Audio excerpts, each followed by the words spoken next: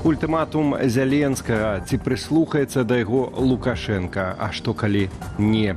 Вайны рэальнай мала, падавай яшчэ і бутафорскую пабедабесие крочыць па Беларусі. І небяспека з неба, гаворка не толькі пра дроны, але і пра надвор'е. Панядзелак 22 чэрвеня, 19 гадзіна, аб'ектыў. Я Валер Руселек, вітаю гаспадарства і запрашаю на выданне.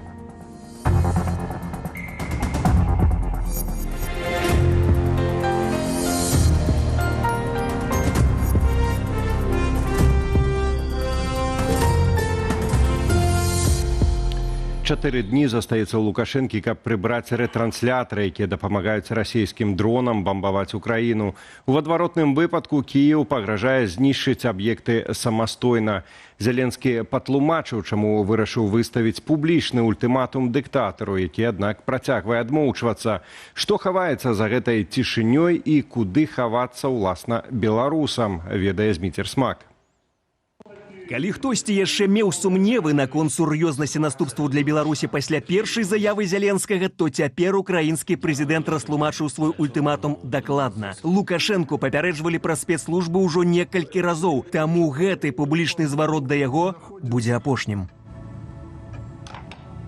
Лукашенко мусіць, акрамя словаў, дэманстраваць дээскалацыю. Не проста словамі «я прашу прабачэння». Крок нумар 1. Рэтрансляторы выключыць, зняць і паказаць нам, што яны знятыя. І мы закрылі гэтае пытанне. Паколькі гэта перадавалася ім неаднаразова, мы перайшлі ў стадыю публічнага сігналу. Калі ён не зніме, мы знімем. Гэта здарыцца за тыдзень. Або яны, або мы. Лукашенко ўжо чацвёрты дзень публічна не рэагуе на сігналы з Кіева. Відавочна чакае размовы з Пуціным. Пра тое, што заявы Зяленскага яны абмяркуюць у найбліжэйшай будучыні, заявіў прэс-сакратар расійскага прэзідэнта. Угрозы абсолютно агрессивные. Руководство Беларуси, сама Беларусь в состоянии свой суверенитет обеспечить. Словы Пяскова пра тое, што Лукашенко можа сам сябе абараніць, прогучалі пасля таго, як нават супрацьпаветраная абарона Масквы не здолела абараніць расійскай сталіцы. Ды і сам Лукашенко ў інтэрв'ю арабскаму тэлеканалу «Аль-Арабія» прызнаўся, што Беларусь не здольная спыніць украінскіх дронаў. Каментуючы інцыдэнт з беларускім аўтобусам в Бранскай вобласці, ён таксама не спяшаўся абвінавачваць Украіну. Нам надо истина. У той час, як менская прапаганда следам за расійскімі калегамі абвінавачвала украінцаў і нават пагражала ядравым ударам. З нейтральнаю заявою ўжо пасля ультыматуму Зяленскага выступіў дзяржсакратар Савету бяспекі. Той, хто здзейсніў гэты удар, спрабаваў стварыць нагоду для таго, каб сутыкнуць Беларусь з Украінай. Але ўцягнуць Беларусь у канфлікт не ўдасца. Мы за мір, разважлівасць, за развязанне ўсіх пытанняў дыпламатычным шляхам. Масква не дазволіць Лукашэнку прыбраць рэтрансляторы, бо хоча ўцягнуць Беларусь у вайну. Такую думку выказаў Мікола Статкевіч і прапануе дазволіць украінцам знішчыць расійскія аб'екты ды зберагчы беларусаў. Абсталяваць бамбасховішчы хоць у падвалах шматкватэрных дамоў ці нават ва ўласных склепах. Яшчэ не імкнуцца збіваць украінскія дроны і ракеты. Навошта збіваць тое, што ляціць да расійскіх рэтранслятораў? Толькі каб абломкі тых украінскіх дронаў ці беларускіх зенітных ракетаў падалі на галовы мірнага насельніцтва.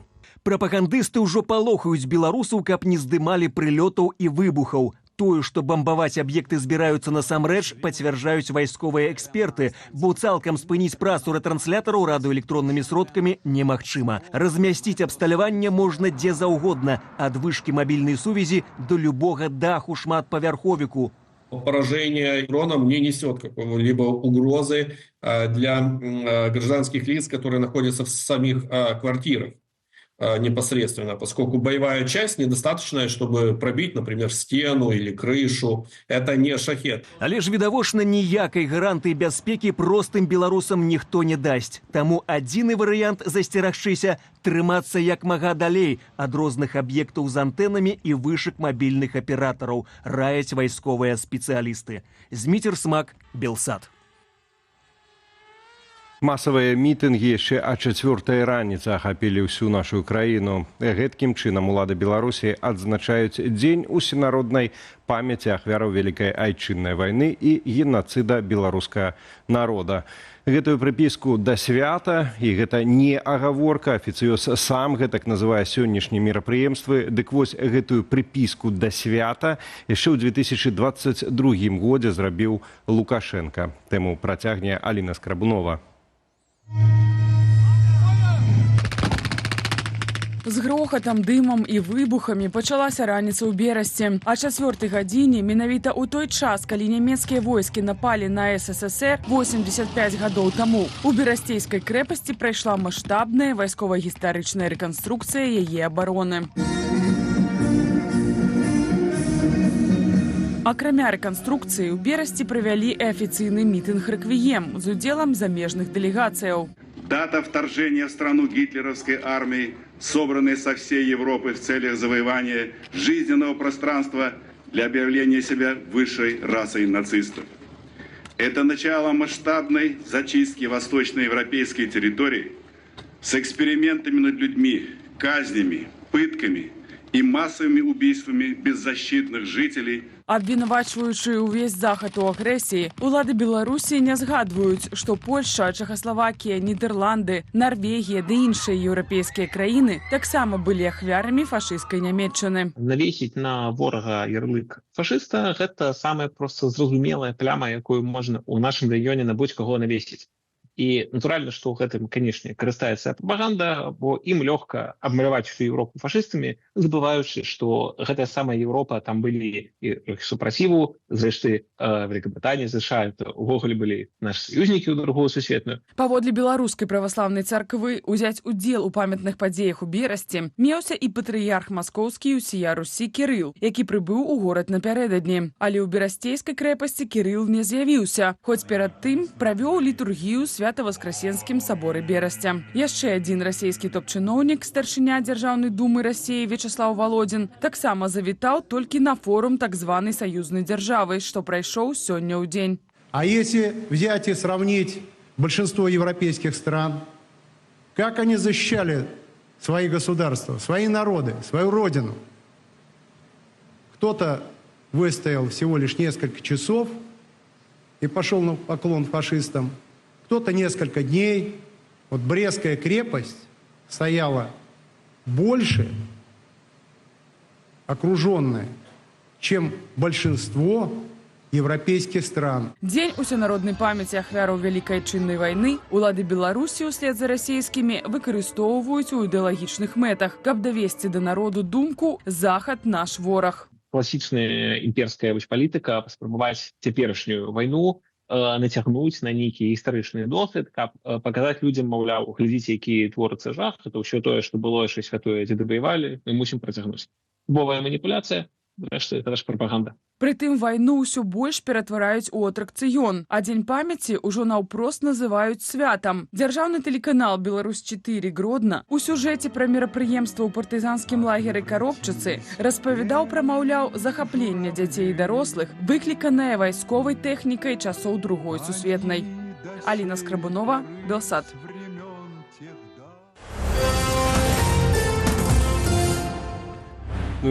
Ну і да пазітыўных навінаў Масква зноўку трапіла пад атакі ўкраінскіх дронаў. У тэлеграм-канале мэра расійскай сталіцы Сергея Сабяніна паведамілі, што на падлёце да горада збілі больш за 80 БПЛА. Генеральны штаб ЗСУ у сваю чаргу паведаміў пра ўдар па цэнтры касмічнай сувязі Дубна ў Маскоўскай вобласці. Аднак расійскі бок гэтую інфармацыю не каментаваў. Выбухі гучалі сёння і ў Варонежы. Мясцовыя ўлады паведамілі, што ў горадзе пашкоджаныя вытворчыя аб'екты аднаго з прадпрыемстваў, ёсць пацярпелыя. Аднак што гэта было за прадпрыемства, не ўдакладняецца. Паводле ўкраінскага тэлеграм-каналу «Экзил Нова Плюс» пад ракетны ўдар трапіў варонежскі завод паўправадніковых прыбораў зборка, які застаецца пад санкцыямі шэрагу краінаў. Тым часам у анексаваным Расіяй Крыме сітуацыя пагаршаецца. З'явілася інфармацыя, што прыпынены прыём дзяцей у летнія аздараўленчыя летнікі, у тым ліку у Артэк. Першымі пра гэта пачалі паведамляць бацькі шкаляроў у садсетках. Получилось, что Артек закрыл все смены, вернее, тот, кто успел приехать, они находятся в лагере. Все остальные дети, которые ехали из регионов, они просто застряли в Керчи. Ночь они провели в какой-то школе-интернате. Керчь трапіла пад удары беспілотнікаў ноч на 21 чэрвеня. Украінскія тэлеграмы-каналы паведамлялі пра траплянне ў порт, а таксама ў чыгуначны тэрмінал захоўвання нафтапрадуктаў і звадкаванага газу. Пазней 21 чэрвеня кіраўнік акупацыйнай адміністрацыі Крыму Сергей Аксёнаў заявіў, што АЗС паўвыспы спынілі свабодны продаж паліва. Людзі спрабуюць масава пакінуць Крым. Каля Керченскага моста ўтварыліся заторы соцен аўтамабіляў. Ну, а ўрад Вялікай Брытаніі атрымае новага кіраўніка. Дзейны прэм'ер-міністр краіны Кір Стармер абвесціў, што сыходзіць у адстаўку. Палітык заявіў, што ўжо паінфармаваў аб сваім рашэнні караля Чарльза III. Аднак застанецца на пасадзе да таго моманту, пакуль не будзе абраны новы лідар лейбарысцкай партыі. Прыём кандыдатураў пачнецца 9 ліпеня. Я зраблю ўсё магчымае, каб забяспечыць упарадкаваную перадачу ўлады. Я таксама надам свайму пераемніку поўнае і безумоўнае падтрыманне, ведаючы, што яму дастанецца Вялікая Брытанія, якая значна больш моцная і справядлівая за тую, якую я атрымаў у спадчыну 2 гады таму, лепш падрыхтаваная да выклікаў, што маюць адбыцца, і валодае вялікімі магчымасцямі для таго, каб забяспечыць лейбарысцкай партыі другі тэрмін ва ўладзе. Рэйтынг папулярнасці Кіра Стармера на пасадзе прэм'ер-міністра апошнім часам быў найніжэйшы з 2024 года, калі лейбарысцкая партыя перамагла на парламенцкіх выбарах у Вялікай Брытаніі. Таксама ціск на палітыкаў узмацніўся пасля няўдалых для лейбарыстаў камунальных выбараў у траўні. Да таго ж, ягоны ўнутрыпартыйны супернік і былы мэр Вялікага Манчэстэру Энді Бернем на мінулым тыдні перамог на галоўных дадатковых выбарах у парламент. Лейбарысты спадзяюцца, што калі менавіта Бернем ачоліць урад, гэта дапаможа пераадолець пагрозу росту папулярнасці правапапулісцкай партыі Reform UK.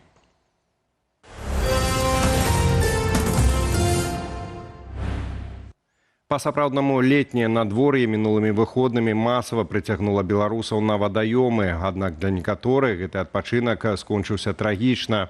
За 2 тыдні ў Беларусі патанулі не менш як 4 асобы. Пра гэта паведамілі ў таварыстве выратавання на водах. Гэтак у Менскім раёне загінуў 16-гадовы жыхар сталіцы, які разам з сябрамі бавіў час на вадаёме каля вёскі Клімавічы.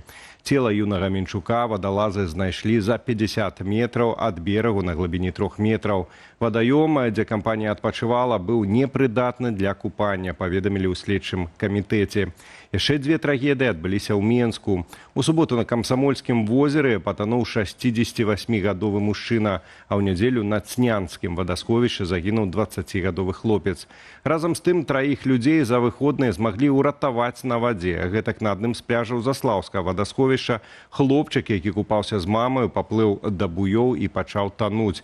Дзіця своечасова заўважыў матрос-ратаўнік, а медсястра станцыі аказала першую дапамогу.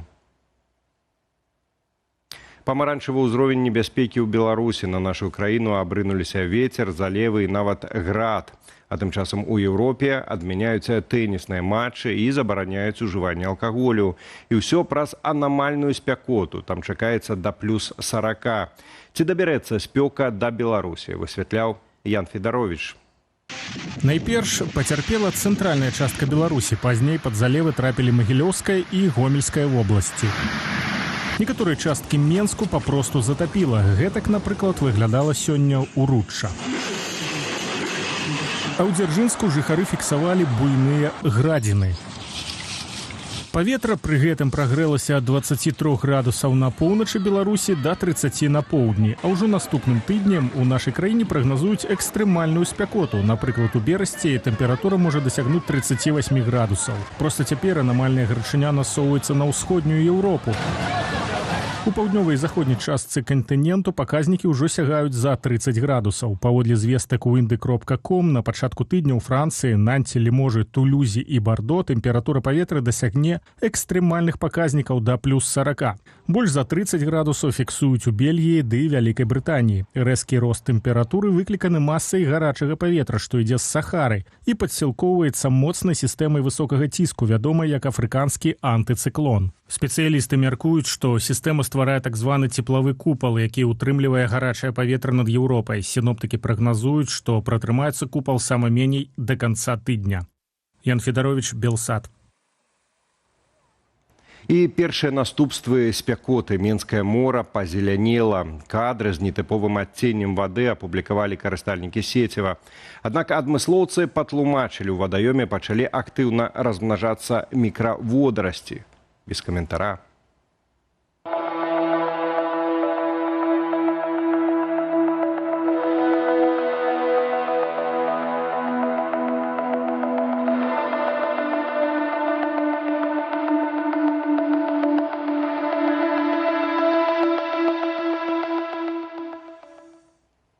Ну і да галоўнай спартовай падзеі свету адразу дзве міні-сенсацыі зафіксаваныя ў чарговы дзень чэмпіянату свету па футболе. Бельгійцы зноўку не дамагліся перамогі, гэтым разам супраць іранцаў, а дэбютанты першынства са зборнай Каба-Верде не ведаюць на гэтым мундыяле паразаў. Падрабязней Ян Федарович. Другая запар бляклая нічыя зборнай Бельгіі. Тая нанесла ажно 23 удары па іранскіх варотах, аднак так і не дала рады з брамнікам і абаронай Ірану. Як вынік 0-0. З улікам умоваў, у якіх мы апынуліся, гулялі супраць вельмі вядомых футбалістаў, вельмі вядомага трэнера. І з улікам таго, што нашая каманда была ў найцяжэйшых варунках, гэта быў вельмі добры матч. У другім матчы групы G Егіпет быў мацнейшы за Новую Зеландыю з лікам 3-1. Гэта першая перамога Егіпту на чэмпіянатах свету. Зборная Каба-Верде не ведае паразаў на чэмпіянаце свету. Футбалісты маленькай афрыканскай краіны здабылі другую нічыю на турніры, гэтым разам з Уругваем 2-2. Цяпер заўзятары ўпэўненыя ў выхадзе ў плэй-оф. У наступным матчы нам дастаткова згуляць унічыю, або калі Іспанія з вялікай розніцай пераможа Уругвай, нас гэта таксама задаволіць. Так што цяпер мы расслабляемся. Святкуюць таксама іспанцы. Іхная зборная здабыла першую перамогу на гэтым чэмпіянаце свету. З лікам 4-0 разгромленая Саудаўская Аравія. 18-гадовы форвард піренейцаў Лямін Ямаль здабыў дэбютную брамку на мундыяле. Сёння нас чакаюць яшчэ 4 гульні другога туру. У групе А Францыя праэкзаменуе Ірак, а Нарвегія сустрэнецца з Сенегалам. Скандынаўскія заўзятары ўжо гатовыя да гэтага двубою. У групе G Іорданія згуляе з Алжырам, аднак большую цікавасць заўзятараў выклікае сустрэча Аргентыны і Аўстрыі. Аргентынскія фанаты ўжо пафарбавалі амерыканскі Дэлас у бела-блакітнай колеры сваёй зборнай. Мы апрануліся так менавіта для таго, каб перадаць надзею. Вельмі магчыма, што здзейсніцца тое, чаго жадаюць усе аргентынцы, і зноў выйсці ў фінал, і зноў стаць чэмпіёнамі. І, канешне ж, заўзятары чакаюць, як праявіць сябе сёння легендарны Льёнель Мессі. У першым туры ён адзначыўся хет-трыкам. Ян Федарович, Белсат. Ну што ж, у аб'ектыве на сёння ўсё. Болей навіны ў нашых сацыяльных сетках і на старонцы belsat.eu. Ну, інфармацыйны вечар працягваецца. Гаспадарства чакае студыя Белсат, у якой ужо зрабілася горача, таму што правядзем мы яе сёння разам з цудоўнай Юліяй Лабанавай. Вітаю, спадарства. У працягу нашага эфіру будзем шукаць адказы на пытанне, чаму Владзімір Зеленскі выказаў жорсткі ультыматум менавіта цяпер. Ці адважыцца ён на удар па беларускай тэрыторыі і чаму дагэтуль маўчыць Лукашенко. Нашым госцем будзе палітычны аналітык Ігор Тышкевіч. У другой частцы эфіру прыгледзімся да Дня памяці Вялікай Адчайнай вайны і таго, якія наратывы гэтай нагоды транслюе беларуская прапаганда. Нам дапаможа ў тым прадстаўнік АПК ў справе нацыянальнага адраджэння Павел Баркоўскі. Не прапусціце. Ну і дадамо таксама тэмпературы, дзякуючы апытанцы, да якой ужо цяпер заклікаем вас.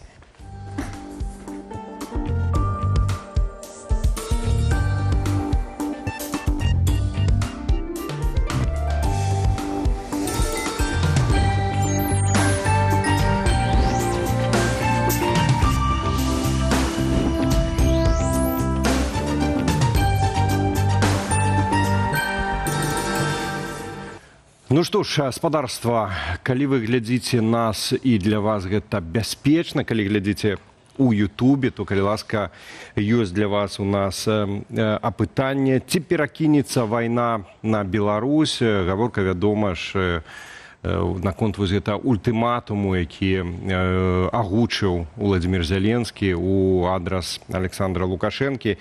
Ёсць у нас некалькі варыянтаў адказаў, што так, гэта непазбежна. Ёсць варыянт, што не, Менску і Кіеву гэтая вайна не патрэбна, невыгодная, таму нічога не будзе.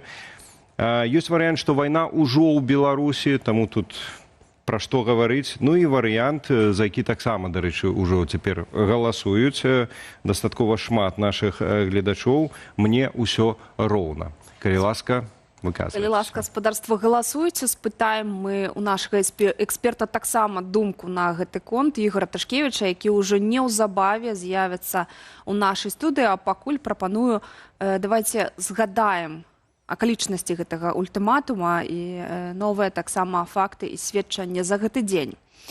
Няхай пакіне свае перапрошанні сабе. Уладзімір Зеленскі зноў жорстка звярнуўся да Лукашэнкі і нагадаў пра свой ультыматум. Прэзідэнт Украіны патрабуе прыбраць з беларуска-украінскай мяжы рэтрансляторы. Паводле звестак Кіева яны дапамагаюць карэктаваць працу расійскіх беспілотнікаў. Для чого слова? Менавіта таму, падкрэслівае Зеленскі, ад Лукашэнкі цяпер чакаюць не словаў пра мір і не чарговых перапрошванняў, а канкрэтных дзеянняў. Рэтрансляторы выключыць, зняць і паказаць нам, што яны сапраўды знятыя. Так прэзідэнт Украіны растлумачыў, чаго менавіта дамагаецца ад Менску. Паводле яго, гаворка ідзе не пра новыя прэтэнзіі. Яны датычаць праблемы, пра якую беларускі бок папярэджвалі ўжо даўно. Я щось роблю публічно. Калі я штось раблю публічна, я перад тым раблю якіясь крокі. Дээскалацыйныя, непублічныя. Гэта моя стратэгія. На ўзроўні выведак і вайскоўцаў Беларусь, на ўзроўні кіраўніцтва атрымлівала інфармацыю. Заканчвайце дапамагаць расейцам. Гісторыя з рэтрансляторамі не гісторыя ўчорашняга дня. Гэта доўгі працэс. За ім стаяць ахвяры з боку выключна Украіны. За цим стоять жертви з боку виключно України. Паводле Кіева, калі Менск не дэманструе гатовасці прыбраць рэтрансляторы самастойна, Украіна пакідае за сабой права зрабіць гэта уласнымі сіламі. На выкананне патрабавання, як заявіў Зеленскі, уладам Беларусі дадзены тыдзень. Як патлумачылі ў Белпол, гаворка, відаць, ідзе пра дадатковае абсталяванне на звычайных вышках сотавай сувязі беларускіх мабільных аператараў. Гэта не адзінае папярэджанне, што прагучала на адрас афіцыйнага Менску. Украінскі лідар абвінаваціў Беларусь яшчэ і ў пастаўках паліва для расійскай арміі, ды нагадаў, што Кіеву вядомыя не толькі месцы размяшчэння рэтранслятораў у памежных рэгіёнах, але і беларускія прадпрыемствы, якія пастаўляюць кампаненты для расійскай зброі. Беларускі рэжым пакуль ніяк не адрэагаваў на ультыматум Зеленскага. І да нашага эфіру далучыўся Ігор Тышкевіч, палітычны аналітык, з якім абмяркуем гэтую тэму. Вітаем вас. Добрый вечер. Доброго дня. Спадару Ігор, Украіна ведала і нагадвала Лукашэнку пра гэтыя рэтрансляторы, і раней вяліся кулуарныя размовы пра зняццё гэтага абсталявання, але, на вашу думку, чым абумоўлена, што Зеленскі перайшоў да такога жорсткага ультыматуму менавіта цяпер у публічнай прасторы? Тут ёсць некалькі чыннікаў. Першы гэта працяг агульнай лініі украінскай палітыкі на беларускім накірунку, які станам на сёння укладаецца ў фармат падвышэння ставак. Фактычна гэта такое сабе запрашэнне да дыялогу з моцных пазіцый. Другое гэта кейс з атакай на аўтобус у Брянскай вобласці. Адпаведна, гэтыя дзве тэмы яны перабіваюцца. Трэця, выключна ўнутрыукраінская тэма, гэта скандал у адносінах з Польшай, скажем так, з свяртаннем узнагароду. У Зеленскага забралі, астатнія вярнулі Польшай дзяржаўны узнагарод. Таму тры чынніка, адна ўнутрыпалітычная, адна, скажем так, носіць характар правакацыі, і адна гэта старая лінія паводзінаў Кіева у дачыненні Менску, якой ўжо прынамсі паўгады, або нават ужо 8 месяцаў як. Спадар Ігор, прагучала адразу некалькі гучных тэрмінаў. Гэта эскалацыя, гэта правакацыя, гэта спроба дыялогу, прапанова дыялогу з пазіцыі сілы. Не магу не запытацца вас і тое, што мы адрасавалі вось апытанку для нашых гледачоў. На вашу думку, у выніку ўсяго гэтага, што адбываецца цяпер, ці можа вайна, непасрэдная вось гарачая вайна з выбухамі, смерцамі і так далей перакінуцца на Беларусь? У нас ёсць некалькі варыянтаў адказу, што так, гэта непазбежна. Ёсць варыянт, што не, бо Менску і Кіеву гэта не выгадна, таму нічога не будзе далей за рэзкія словы. Ёсць варыянт, што вайна ўжо ў Беларусі. Ну і чацвёрты варыянт вам не прапановую, это варыянт мне ўсё роўна. Вось тры адказы. Магчыма, у вас нейкі свой адказ ёсць? Ну, глядзіце, у апытанках я вельмі не люблю ўдзельнічаць, таму што тэзы адказу на загадзя зададзеныя. Станам на сёння, бліжэйшыя некалькі месяцаў, варыянт паўнамаштабных баявых дзеянняў вельмі малаверагодны. Гэта не патрэбна ні адным, ні другім. Тлумачу чаму.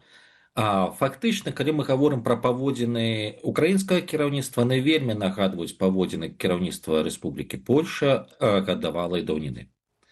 Летась Польша таксама, каб атрымаць нейкія крокі насустрач боку Менску, гэта і па свяртанню палітвязней, па заканчэнню міграцыйнай крызы, яна пайшла на эскалацыю, дзе таксама гаварылася пра пагрозы, нават уварвання, шмат гаварылася пра пагрозы для сувалскага калідору, дзе далей перайшло проста на палітычны ўзровень, скончылась гэта пэўнай дээскалацыяй і з'яўленнем хай не публічных, але трэкаў, праз якія бакі, ну, прынамсі, кансультуюцца. Па вялікім рахунку, калі браць паслядоўнасць дзеянняў украінскага боку, такое ўражанне, што проста чытаюць польскі канспект. Паслухайце, адзін в адзін. А ці не атрымліваецца тады...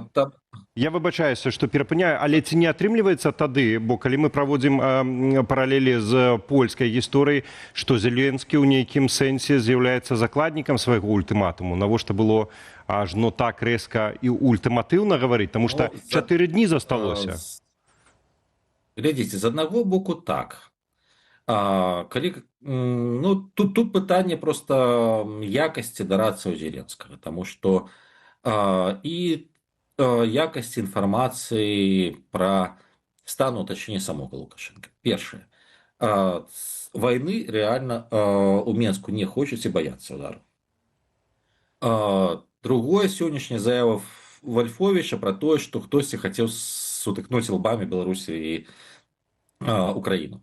Третье, характар самого абсталявання. Гэта рэальна вышкі, я нават скажу канкрэтна аператара МТС, прашу прабачэння, якія 10 год таму былі пабудаваныя ўздоўж мяжы. Все вельмі проста. Канкрэтны аператар, які фармальна цывільнікі падпарадкуюцца беларускаму заканадаўству. Тэарэтычна гэтай вышкі так ці інакш можна, скажем так, альбо спыніць падачу электрыкі на іх, альбо прымусіць аператарамі там ТЭС Беларусь штосьці з імі зрабіць.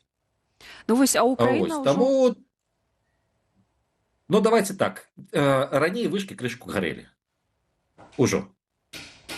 Ну, тому што горача, тэмпературы вялікія. Да, тому што горача, у лютым было вельмі горача, вышкі раптам загарэліся. Паслухайце, адзін з варыянтаў выхаду з цяперашняй сітуацыі гэта то, што паціхеньку 2-3 вышкі таксама загарэцца. Ці можа ахалодзіць тэмпературу вакол гэтых вышак анансаваная размова Лукашэнкі і Пуціна? Я не думаю. Я не думаю, тут просто пытанне, што для Расіі трэба максімальна правакаваць на пагаршэнне сітуацыі якраз такі з Украінай, таму што улічваючы яшчэ раз, што з'яўляюцца знешнепалітычныя некія чыннікі, які так ці інакш могуць паўплываць на пазіцыянаванне афіцыйна Менску, нават Лукашэнкі. Гэта і спроба пакантачыць з боку Еўрапейскага Саюза, гэта і амерыканскі трэк, гэта тое, што рана ці позна пачнуцца кантакты і з Украінай прадметных, таму што працоўныя ёсць ужо цяпер. І ўсё гэта разам, калі гэта назапаціцца, гэта можа пэўным сэнсе прывесці да змены пазіцыянавання Лукашэнкі. І для Пуціна важна правакацыямі зрабіць вось гэтага свайго мопса, які сидзіць у Менску, максімальна таксічны для ўсіх іншых. Ну, вось глядзіце, сёння яшчэ адна заява прагучала гучная, праўда, пакуль яна спасылка як выцек з кулуарных з закрытых сустрэчаў пра тое, што Сергей Лаўроў нібыта выказаўся на карысць магчымага прымянення ядравай зброі. Ці мог гэты выцек быць звязаны уласна з ультыматумам Зеленскага як рэакцыя? Давайте так, ужо і Медведзеў пагражаў ядерной зброй, Караганаў выступіў сёння з інтэрв'ю пра тое, што удар па Еўропе можа быць праз год і гэтак далей. Для Расійскай Федэрацыі ядерны шантаж гэта станам на сёння. Ну, гэта ізноў спроба нейкім чынам прыцягнуць увагу да сябе. Тое, што ў фармат ядернага шантажа будуць уцягваць Беларусь, гэта натуральна, таму што гэта для Расіі супервыгадна. Па-першае, гэта бяспечна для Кремля, або калі таксічныя тэзы або пагрозы будзе агучваць Лукашенко, то і прылетаць будзе Лукашенко. У выпадку нават спробы прымяніць тактычную ядерную зброю, дзесь там атмасферы высока, каб не было, скажем так, ядерного забруджвання, я вельмі раю паглядзець амерыканскі, да і савецкі фільм пра карыбскі крызіс, дзе у выпадку пачатку ядернай вайны абодва бакі прадумвалі, якім чынам папярэдзіць іншага абмежаваным ядерным ударам. Саветы думалі, як ударыць па Нямецчыне, амерыканцы думалі ударыць па Кубе, пасля па якую-нибудь краіну ўсходняй Еўропы. І вось у ролі такога хлопчыка для біцця альбо такой тэрыторыі у выпадку, калі да гэтага дойдзе, вот якраз такі выступае Рэспубліка Беларусь. Таму што Расіі сваю тэрыторыю, ну як бы там не было, крышку шкада, а гэтага не. Паслухайце, спадар Ігар, у гэтай сітуацыі не магу не запытаць таксама вось наконт рэплікі Пяскова, который сказаў, што ў прынцыпе Беларусь там можа і сама сябе калі што абараніць. Гэта гаворка пра што? Пра то, што Кремль кіне свайго хаўрусніка, як он звычайна гэта робіць, альбо пра што? Ну, з аднаго боку, упісвацца дадаткова ў нейкія баявыя дзеянні на тэрыторыі Беларусі Расіі зараз няма рэсурсаў. А з другого боку, гэта можна спрымаць, скажем так, з абодвух бакоў як некую станоўчую інфармацыю. Для тых, хто прыхільны да Кремля, гэта некае сведчанне таго, што, маўляў, Беларусь моцна, нас зараз ударыць. Для іншых, вот вы агучылі, што Расія не будзе ўпісвацца. На мою думку, ёсць яшчэ адзін фактар, гэта у Маскве не маюць дакладныя парады, ім бы хацелася б, каб адбылося ўзброенае сутыкненне, не вайна, але реальна ўзброенае сутыкненне між Беларусю і Украінай, яшчэ раз таму, што Лукашенко становіцца тады яшчэ больш таксічным, чым цяпер. Але зрабіць гэта сутыкненне гарантаваным яны не могуць. А прадухіліць актыўны дзень Украіны яны таксама не могуць. Адпаведна, проста Расія ў нечым таксама і ўмывае рукі. А з чым Лукашенко можа паехаць да Пуціна, з якімі аргументамі, ці ён будзе казаць пра небяспеку для НПЗ, напрыклад, беларускіх, якія цяпер пастаўляюць паліва для расійскіх? Пытанне, што Лукашенко хоча атрымаць ад сустрэчы з Пуцінам. І ад таго, што ты хочаш атрымаць, ты будзеш мець пэўныя аргументы. Ну, напэўна, ён не хоча ўцягвання ў вайну. Ну вот, калі ён не хоча ўцягвання вайну, тады апеляцыя, што давай, прынамсі, на тэрыторыі Беларусі дээскалацыя, таму што, ну, напрыклад, вам патрэбен бензінчык. Просто банальна. Тады атрымліваецца, што і Расія, і Беларусь заплюшчыць вочы на знішчэнне гэтых рэтранслятораў. Так яшчэ раз я кажу, што ні, а чаму знішчэнне? Хто замінае Рэспублікі Беларусь? Тое, з чаго я пачынаў. А, напрыклад, перастаць падаваць электрыку на вышкі аператара сотавай сувязі МТС Беларусь, якія стаяць на адлегласці меней, чым 5 кіламетраў ад лініі дзяржаўнай мяжы. Ну, вельмі паказальным адказам на ваше пытанне можа стаць вось гэтае скавытанне Z-карэспандэнтаў, которые ўжо кажуць, што Менск там пачынае адключаць і што гэта ўжо здрада. Між тым хацеў вас... Ну, просто... Так. Глядзіце, тут просто пытанне банальна у пэўнай тэхналогіі, пэўнай абмежаванасці.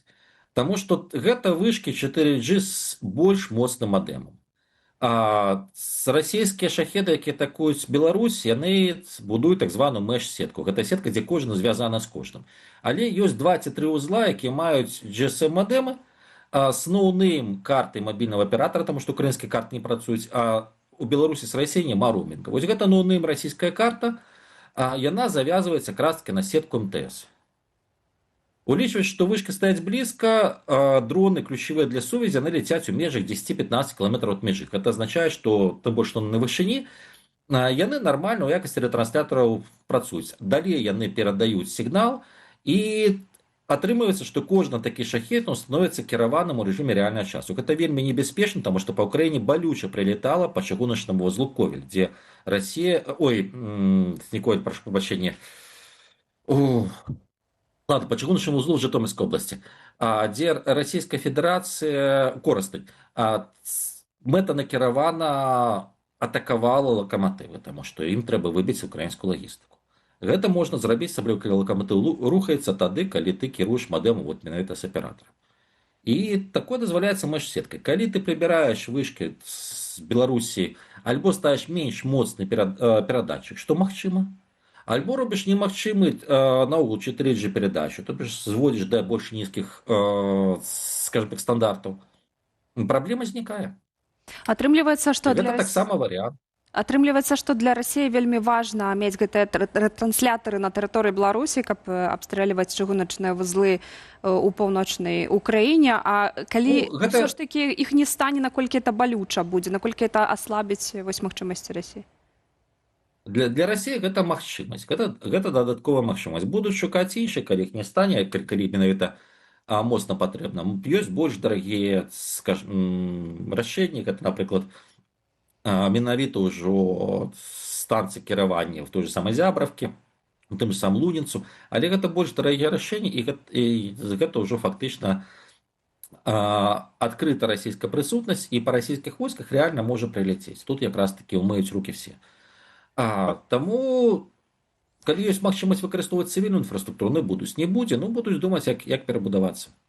Гаспадар Ігор, яшчэ важна все-таки згадаць другую частку ультыматума Зеленскага. Ну там вот цяжка сказаць, ці там гэта ультыматум, альбо гэта такое выказанае ўслых пажаданне вось наконт паліва, якое рэжым Лукашэнкі пастаўляе расейцам. Даволі мякка, параўнальна вось наконт рэтранслятораў, то даволі мякка выказаўся наконт паліва Зеленскі.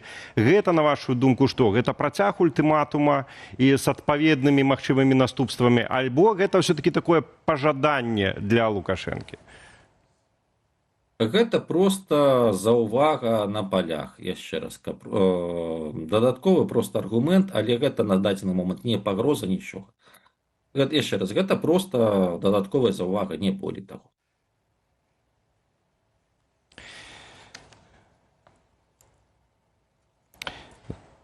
Алло? Ну што ж, напэўна, на гэтым час паставіць кропку ў нашай размове. Дзякую вам вялікі за ваш аналіз. Ігор Ташкевіч, палітычны аналітык, быў госцем студыі Белсат. Дзякую вялікі. А мы ж перайдзем да іншай тэмы. А 4-й раніцы мітынгі, рэканструкцыі і афіцыйныя прамовы ў Беларусі адзначылі дзень усенароднай памяці ахвяраў Вялікай Айчыннай вайны і генацыду беларускага народу. Дату, якую ўлады ператварылі не толькі ў жалобную, але і ў выразна ідэалагічную. Галоўныя акцыі прайшлі традыцыйна ў Берасці, у горадзе, які першы прыняў на сябе ўдар 22 чэрвеня 1941, аднак разам з памінаннем загінулых гучалі ўжо звыклыя для афіцыйнага Менску палітычныя пасылы пра ворагаў, захад і агульную гістарычную праўду. З дымам, выбухамі і крыкамі пачалася раніца ў Берасці, а 4-й гадзіне менавіта ў час, калі 85 гадоў таму Нямецчына напала на Савецкі Саюз, у Берасцейскай крэпасці правялі маштабную рэканструкцыю яе абароны. Побач афіцыйны мітынг рэквіем, замежная дэлегацыя і форум так званай саюзнай дзяржавы.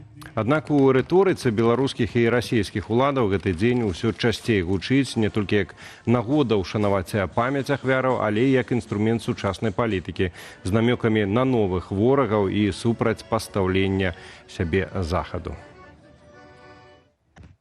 Ну і вядома, што Берасцейская крэпасць гэта адно з асноўных месцаў ушанавання памяці вайны, і там жалобная дата ператварылася не толькі ў дзяржаўнае мерапрыемства, дзяржаўны рытуал, але і ў даволі агрэсіўны спектакль. Ну, з крыкамі, сцэнамі расстрэлаў і гвалту, як сёння ў Берасці, паказвалі памяць пра вайну без каментара.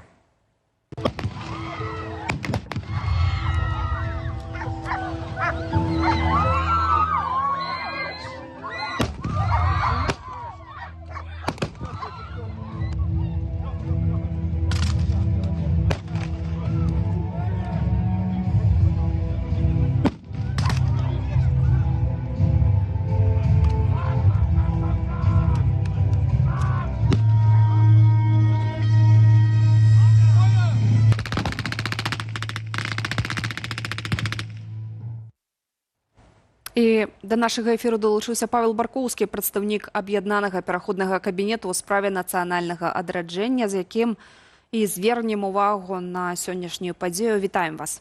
Добрый вечер. Добрый вечер. Вось паглядзелі мы, як выглядае сённяшняе ушанаванне памяці замест траўру, як бачым, інсцэніроўкі, нейкія спектаклі нават, і мы так з Валерам перад эфірам назвалі карнавалізацыя вайны, тое, што адбывалася. Наколькі, на вашу думку, гэта адпавядае ввогуле ушанаванне памяці падзеі, як яна мелася б выглядаць? Дзякуй. Сапраўды, тое, што адбываецца з палітыкай памяці ў Беларусі і ў Расіі, гэта не зусім, напэўна, тое, што варта было б рабіць для ўшанавання менавіта ахвяраў і памяці продкаў. Бо фактычна сапраўды мы маем нейкі такі тэатралізаваныя прадстаўленні, у якіх звяртаюцца да адных і тых жа фактычна сюжэтаў, альбо да нейкіх баявых сутыкненняў, альбо да сцэнаў карніцкіх аперацый супраць беларускага насельніцтва. І ўсё гэта робіцца фактычна толькі для аднаго, каб даказаць вось той ідэалагічны канструкт генацыда беларускага народа, што фактычна беларускі народ выключна быў ахвярай гэтай вайны і ніяка не меў дачынення, напрыклад, да таго, што рабілася савецкімі ўладамі да яе пачатку. То бок вся гэтая падрыхтоўка, пакт Молотава-Ріббентропа і гэтак далей. Павел, ну, вось гэтую вайну можна ж параўнаць з папярэднімі гадамі. Цяпер яе пхаюць у кожную і з кожнай дзіркі. У нас што, у грамадстве настолькі замала гэтай памяці пра вайну, што дзяржаве даводзіцца, па сутнасці, ствараць, канструяваць гэтую памяць, насаджваць яе, прывучаць людзей да нейкага больш маштабнага, вайнізаванага разумення тых падзеяў. Як не дзіўна, сапраўды вельмі шмат момантаў для гераізацыі ў сённяшняй гістарычнай палітыкі ўладаў. Бо калі пачынаць гісторыю сучаснай Беларусі фактычна ад часоў Другой сусветнай вайны, нават прамінаючы папярэдні этап існавання беларускай дзяржаўнасці ў СССР, то сапраўды, а што застаецца? Вось застаюцца гэтыя кадры вайны як прыклад гераізму простага народу, які змагаўся з чужым прышэсцем. Але натуральна, што каб палітра інтарэсу ўлады была нашмат шырэйшай, яны б, канешне, маглі выкарыстоўваць для гэтага і перыяд Великага княства літоўскага, і перыяд Рэчы Паспалітай, і в прынцыпе і Полацкага княства, і тады б гэта, напэўна, была б больш разнасная да гісторыя. Ну а сёння гэта яшчэ і накладаецца на сучасныя падзеі. Вайна в Украіне і так ці інакш уцягнутасць Беларусі ў гэтую ваенную кампанію Расіі.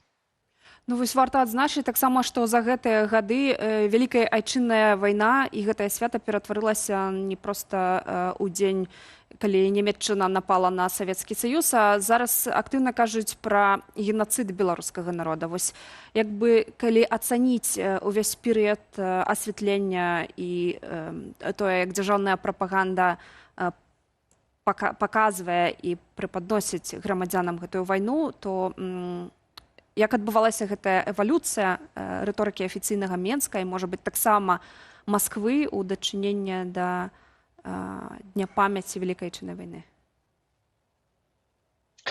Ну, мы бачым, што ёсць сапраўды пэўнае адрозненне ўсё ж такі ў палітыцы памяці пра вайну у афіцыйнага Мінска і Масквы, таму што у маскоўскай сітуацыі мы назіраем феномен, які атрымаў народзе назву пабедабесія, то бок гэта фактычна такая вельмі спрошчаная маніпулятыўная версія падзей, дзе СССР і яго наступніца Расія абвяшчаюцца фактычна адзіным пераможцам у вайне, дзе роля ўсіх астатніх саюзнікаў антыгітлераўскай кааліцыі прыніжаецца, фактычна зводзіцца да такога лозунгу «можам паўтарыць», як быццам бы вайна вялася не пра вызваленне Европы ад нацызму, а пра нейкія імперскія амбіцыі Сталіна ў тыя часы. І, адпаведна, у Беларусі сітуацыя крыху іншая. У нас, відавочна, няма у грамадстве такого кансэнсуса наконт «можам паўтарыць», хутчэй наадварот. У беларусаў існуе кансэнсус наконт таго, каб не было вайны ніколі ізноў. І ўлады гэта разумеюць, і таму стараюцца з аднаго боку узгадваць пра гэтыя падзеі, але все ж таки культываваць міф не воіна-пераможца, а все-таки міф ахвяры. Таго, што вось быў маштабны генацыд беларускага народа, які амаль у беларускай сітуацыі ледзьве не перакрочвае трагедыю яўрэйскага народа, і, адпаведна, неправамерна выкарыстоўваючы міжнароднае паняцце генацыду, якое ў міжнародным праве выкарыстоўваецца вельмі в вузкім значэнні. Беларускія ўлады фактычна маніпулятыўна спрабуюць паказаць, што народ беларускі гэта ахвяра, што ён такім чынам выпадае за межы усялякай крытыкі, у тым ліку крытыкі дзеючай улады, ну і, адпаведна, мае права на любыя дзеянні, якія палічыць мэтазгоднымі сёння. Павел, але ж гэта выглядае як шизофренія. З аднаго боку культ ахвяры, генацыд, а з іншага боку у афіцыйных пабліках гэтыя мерапрыемствы называюцца як свята. То бок пачатак вайны, генацыд гэта свята. Вось гэта шизофренія, гэта папросту так атрымалася, альбо гэта робіцца наўмысна, на вашу думку? Ну, для прапаганды гэта відавочна адсутнасць нейкага такого канфлікту лагічнага, бо яны могуць суіснаваць у рэжыме, калі ў адзін і той жа час называюць святам тое, што з'яўляецца момантам трагедыі для людзей. І гэта ўжо неаднаразова здаралася, не так даўно была гісторыя ў Расіі, дзе фактычна павіншавалі з двайным святам маці чалавека, які загінуў на сучаснай вайне, так званай спецыяльнай ваеннай аперацыі в Украіне.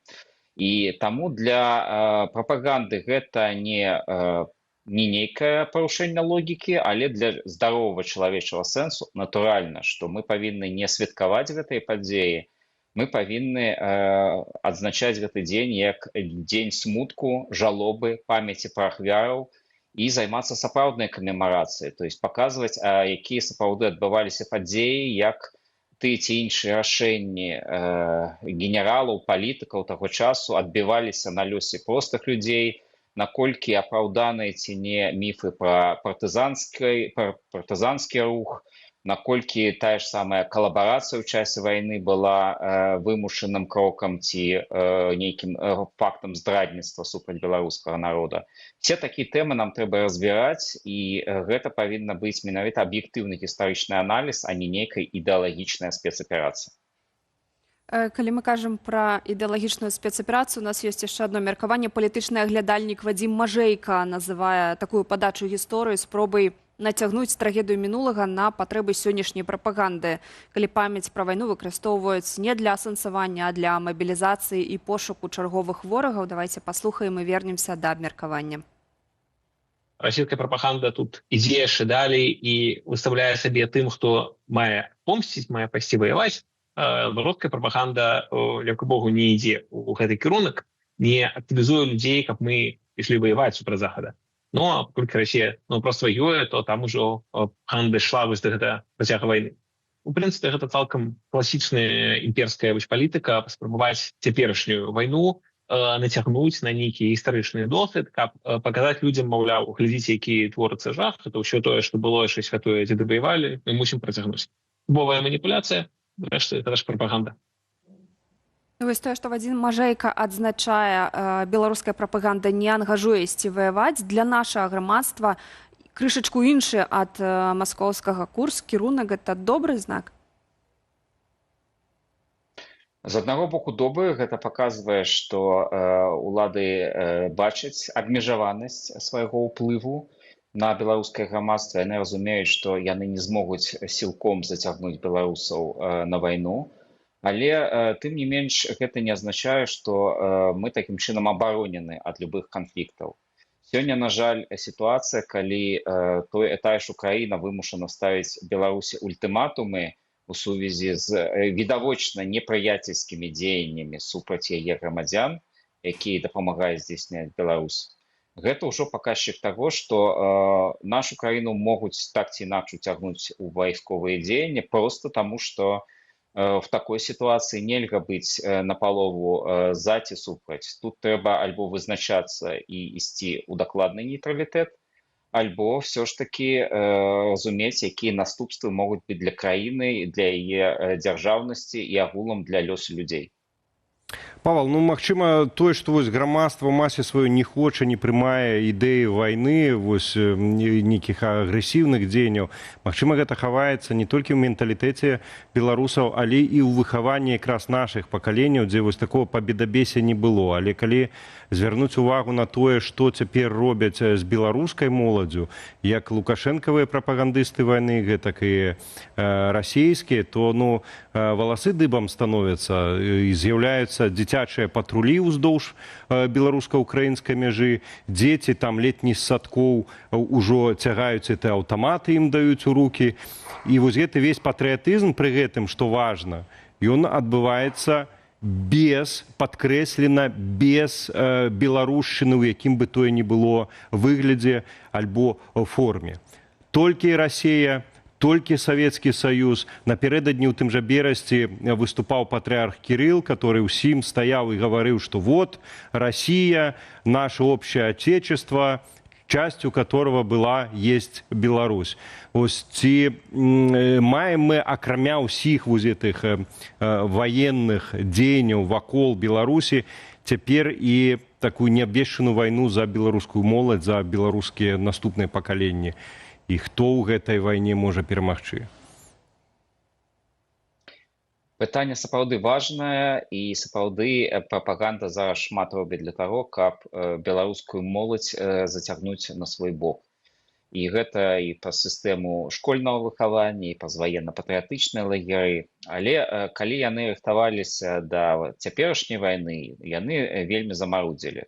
Бо нават тых некалькі пакаленняў, якія яны змогуць такім чынам ангажаваць, будзе відавочна недастаткова для таго, каб весці гэтую вайну ці абараняць рэжым. Гэта мусіла весціся сістэматычная праца цягам дзесяцігоддзяў. Тады бы гэта мела хаця б нейкі сэнс для менавіта мэтаў эскалацыі рэжыму. Натуральна, таксама, што і бацькі гэтых дзяцей, фактычна там пакаленне 30-40 гадовых беларусаў, яны все ж таки выхоўваліся ў іншай рыторыцы і в іншым разуменні, што такое вайна і чаму гэта шкодна. І наврад ці яны будуць пацвярджаць тэзісы прапаганды, якія прасоўваюцца на ўзроўні школ. І як мінімум на ўзроўні сям'і мы будзем мець все ж такі супраціўленне, вось гэты рэзістэнс, які не дазволіць большасці маладых людзей все ж таки уцягвацца ў гэтую спіраль нянавісці і нейкага такого ура-патрыятызму.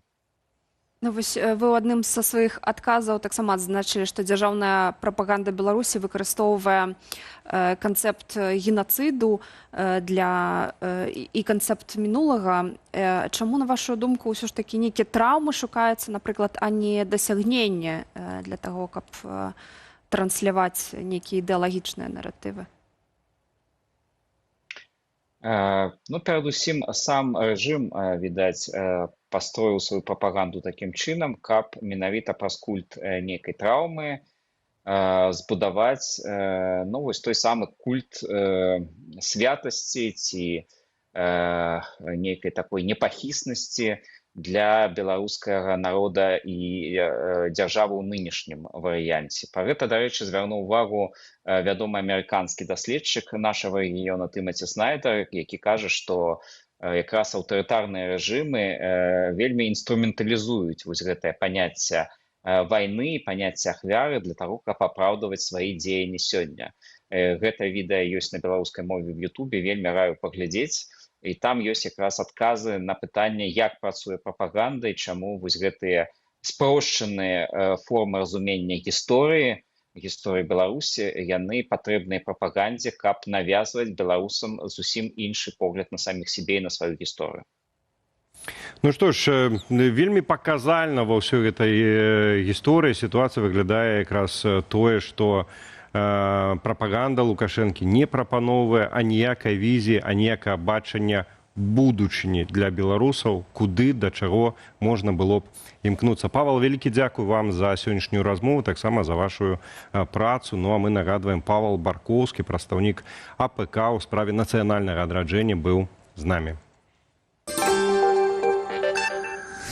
Ну што ж, а цяпер да нашай сталай рубрыкі «Жыццё рэгіёнаў». Мы яе робім у супрацы з рэдакцыяй БГ Медыя і пачнем з Віцебску. Там на пешаходным пераходзе ў цэнтры гораду з'явіліся так званыя разумныя слупкі. Яны падсвечваюцца, падаюць гукавыя сігналы і нават камандуюць пешаходам, калі можна ісці, а калі трэба чакаць. Такія слупкі-міліцыянты. Але замест захаплення новаўвядзенне выклікала ў жыхароў хвалю крытыкі. Людзі спрачаюцца не столькі пра саму ідэю, колькі пра тое, чаму грошы на вось такія тэхналогіі знайшліся менавіта цяпер і менавіта ў гэтым месцы. Разумныя слупкі паставілі на скрыжаванне вуліцаў Замкавай і Калініна. Калі для пешаходаў гарыць чырвонае святло, прылада паказвае надпіс «Стойце». Пачынае міргаць, агучвае папярэджванне, калі чалавек падыходзіць занадта блізка да праезнай часткі. Калі ж загараецца зялёны слупок, прапануе ісці. Ну і пры гэтым у соцсетках навінку сустрэлі без апладысментаў. Віцебічы пішуць, што гэткія сістэмы патрэбныя найперш каля школаў, на небяспечных участках і каля прыпынкаў, а не на цэнтральнай вуліцы. Іншыя ўвогуле мяркуюць, што ў горадзе ёсць значна актуальнейшыя праблемы, да прыкладу, разбітыя тратуары, дрэнныя дарогі, састарэлыя прыпынкі. У выніку дыскусія разгарнулася ўжо не вакол бяспекі, а вакол таго, на што ўладам насамрэч варта выдаткоўваць народныя грошы. Ну а вось у Воршы пераход праезнай часткі – это сапраўднае выпрабаванне часамі. Маці траіх дзяцей ўжо некалькі гадоў не можа нармальна перайсці чыгуначныя рэйкі каля станцыі Ворша цэнтральная. Пешаходны мост там ёсць, але з дзіцячым вазком падняцца на ім амаль нерэальна. Ну, калі ж на наземным пераходзе стаіць цягнік, даводзіцца альбо чакаць невядома колькі, альбо ісці ў абыход амаль паўгадзіны. Аб праблеме жыхарка Воршы распавяла ў тык-току. Яна кажа, што пешаходны мост каля станцыі Ворша цэнтральная для бацькоў з вазкамі даўно ператварыўся ў сапраўдны квест. Пандусы занадта высокія, таму падняцца або спусціцца без дапамогі практычна немагчыма. А калі на наземным пераходзе стаіць цягнік, людзям застаецца толькі чакаць або ісці ў абыход каля 25 хвілінаў. Ну і ў беларускай чыгунцы прызналі, зрабіць бяспечныя пандусы на цяперашнім мосце сапраўды нельга, бо надта вялікі ўхіл. Безбар'ернае асяроддзе абяцалі стварыць падчас капітальнага рамонту, але калі менавіта ён адбудзецца, па-ранейшаму невядома. Ну і аграгарадок Бабініча на Віцебшчыне. Сёлета там ён мае астацца сталіцай раённых дажынак, і мясцовая жыхарка паказвала дарогу ў самым цэнтры населенага пункту. Ну і там замест акуратнага пад'езду да крамы, школы і выканкаму яміны, гразь, разбітая праезная частка. Відэа хутка разышлося ў тыктоку, а ў каментарах людзі нагадалі. Пра гэтую праблему ў Бабінічах ведаюць даўно. На відэа, што паказала жыхарка, дарога каля крамы Ганна на вуліцы Савецкай. Менавіта тут побач месціцца школа, бібліятэка і сельсавет, але замест дарогі адны ямы. У каментарах мясцовыя пішуць, што такая сітуацыя ў іх не першы год. Праблема даўно ўсім вядомая, але да яе не даходзяць рукі. Асабліва сімвалічна гэта выглядае цяпер, калі Бабінішы уласна рыхтуюць да дажынак. Застаецца галоўнае пытанне, ці паспеюць прывесці цэнтральную вуліцу ў парадак да свята хлебаробаў. Будуць старацца як могуць. Дарэчы, калі вы будзеце ў ваколіцах аграгарадку Бабініч, раім наведаць адно маляўнічае месца. Усяго 10-15 хвілінаў язды на поўнач у кірунку пасёлку Руба, і вы ў даламітавым кар'ере Гралёва. Ну і там здабываюць уласна даламіты, гэта светлы мінерал, падобны да вапняку і мармуру, а таму сцены кар'еру маюць светла-шэры крэмавы колер. На дне кар'еру збіраецца вада, колер якой праз спецыфіку мінералаў ад бірузовага да ізумруднага. Відовішча сапраўды цудоўнае, асабліва ў сонечны дзень. Ну што ж, такая каляровая нота у нас напрыканцы атрымалася, і дадам яшчэ спадзеў перамагае ў нашай апытанцы. Ці перакінецца вайна на Беларусь, не Менску і Кіеву гэта невыгадна. Будзем спадзявацца, што вайна абміне Беларусь у яшчэ большай ступені і нагул, як мага хутчэй, скончыцца перамогай Украіны. Дзякую вам за галасаванне, за лайкі, увагу, каментары. Сёння для вас гэты эфір правялі мы, Валера Руселік. І моя цудоўная калега Юлія Лабанова. Добрага вечара і да наступных сустрэч. Да пабачэння.